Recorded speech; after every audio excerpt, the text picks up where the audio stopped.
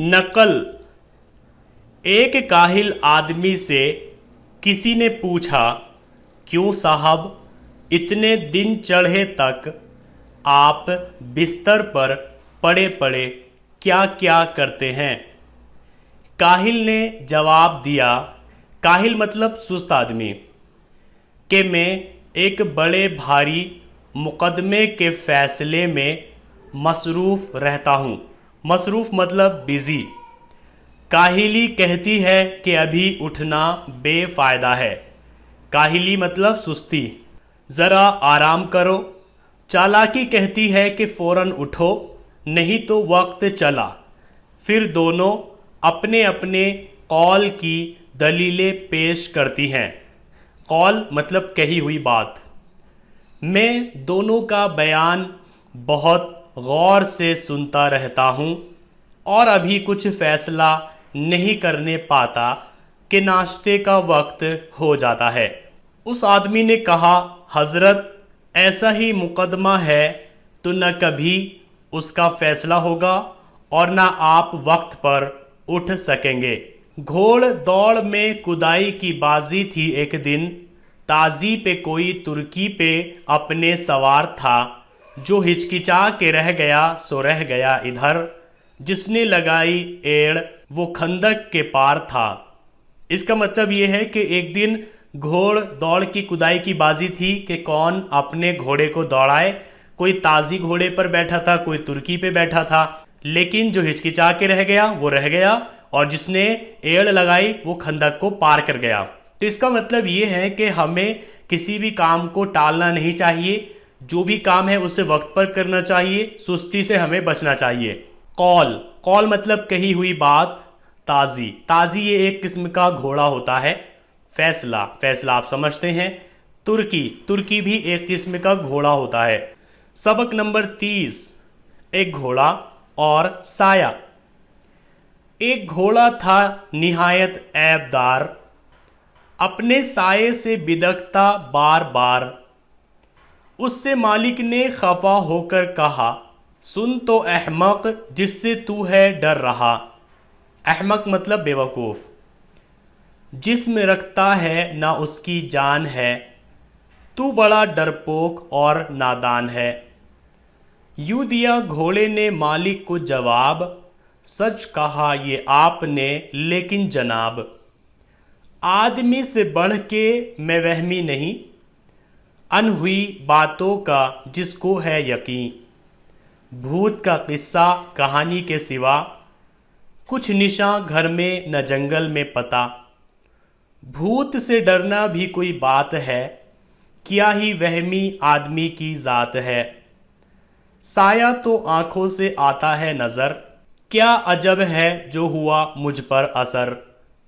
अपने दुख का कीजिए अव्वल इलाज, दूसरों का पूछिए पीछे मिजाज।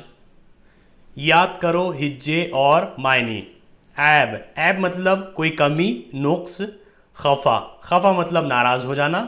असर, असर मतलब इफ़ेक्ट होना। तो इस सबक में एक घोड़ा था जो कि अपने साये को देखकर बार बार बिदकता रहता था। तो आदमी ने उससे कहा कि ये जो साया है तो इससे डरता है तो बहुत बड़ा बेवकूफ़ है, क्योंकि इस साये के ना कोई जिस्म है और ना ही जान है। तो घोड़े ने उस मालिक को जवाब दिया कि चलो, मैं तो इससे डर रहा हूँ, ये साया है, कम से कम दिख तो रहा है, लेकिन आप लोग तो भूत से डरते हो, जबकि भूत का ना कोई साया है, ना किसी ने देखा है, ना वो घर में होता ना जंगल में होता। तो यहाँ पर मुझसे ज़्यादा डरपोक और वहमी तो इंसान है जो कि भूत से डरते हैं। सबक नंबर 31, लिखना पढ़ना। लिखना पढ़ना निहायत मुफीद हुनर है। इस हुनर से आदमी को बड़ी क़ुव्वत हासिल हो जाती है। बहुत सी ज़रूरी बातें हैं जिनको इंसान याद नहीं रख सकता। याद के नुकसान का इलाज इसी हुनर से हो सकता है। जो लोग इस हुनर को अच्छी तरह काम में लाते हैं, उनके तमाम काम बहुत खूबी और आसानी से अंजाम पाते हैं। जो आदमी लिखना पढ़ना जानते हैं, वो अपनी आमद व खर्च का, लेन देन का, तिजारत का, हिसाब किताब लिख लेते हैं। नबियों का कौल है, पहले लिख और पीछे दे, भूल पड़े कागज से ले। कभी भूल चूक से, कभी बददियानती से आपस में झगड़ा फसाद हो जाता है। इस फसाद को मिटाने के वास्ते इकरारनामा, पट्टा, कबूलियत, तमस्सुक, बेनामा, वसीयतनामा लिखा जाता है। सल्तनत का काम भी इसी हुनर से रौनक पाता है। सज़ा, कानून, इंतज़ाम के कायदे, हक हुकूक, मुकदमों के फ़ैसले लिखे जाते हैं। गांव-गांव का दस्तूर, खेत खेत का रुकबा, पैदावार, महसूल, सब सरकारी दफ्तरों में तहरीर होता है। इस हुनर के जानने वाले दूर बैठे आपस में गुफ्तगू कर सकते हैं। परवाना, अर्जी, ख़त, रुका भेजकर अपना ख्याल एक दूसरे पर जाहिर कर देते हैं। इसी हुनर के वसीले से सदा बरस के मर्दों की आवाज़ हमारे कान में आ रही है।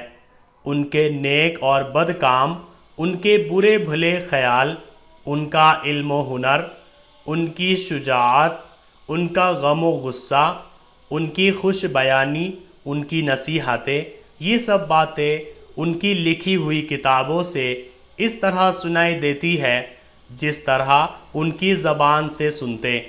अफसोस है कि बुरे आदमी इस अच्छे हुनर को भी बुरा बना देते हैं। फरेबी और दगाबाज आदमी जाल करते हैं, झूठी बातें लिखते हैं। नादान आदमी किताबों में हिमाकत और बेहयाई की बातें तहरीर करते हैं।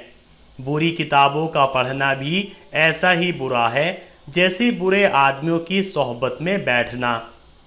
तहरीर, तहरीर मतलब लिखा हुआ। जाल, जाल मतलब जाली, नकली। सधा, सधा मतलब सैकड़ों बार। हिमाकत, हिमाकत मतलब नादानी, बेवकूफ़ी। शुजाअत, शुजाअत मतलब बहादुरी। सबक नंबर 32, कामों की तकसीम।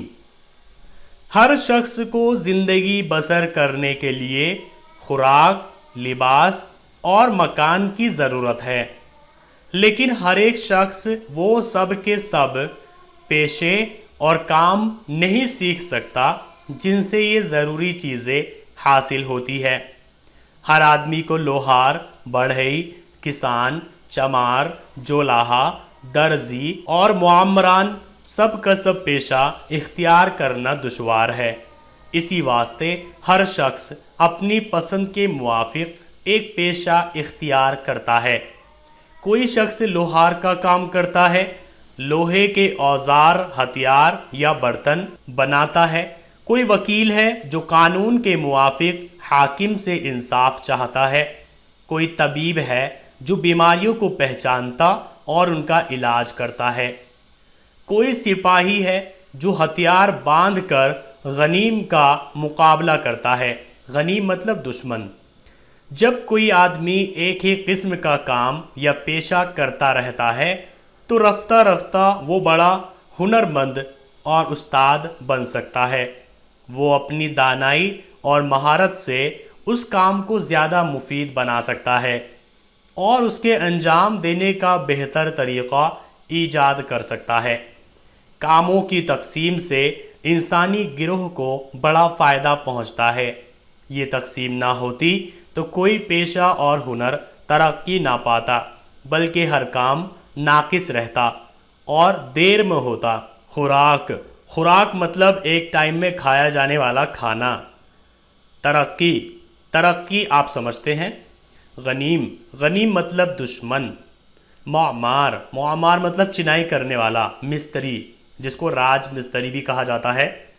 इख्तियार, इख्तियार मतलब मर्जी। तबीब, तबीब मतलब डॉक्टर। लिबास, लिबास मतलब कपड़े। नाकिस, नाकिस मतलब अधूरा। महारत, महारत मतलब एक्सपर्टीज़, किसी काम में माहिर हो जाना, उसको कहा जाता है किसी काम का एक्सपर्ट हो जाना, किसी काम में महारत हासिल कर लेना। ईजाद, ईजाद आप समझते हैं, किसी चीज़ को बनाना।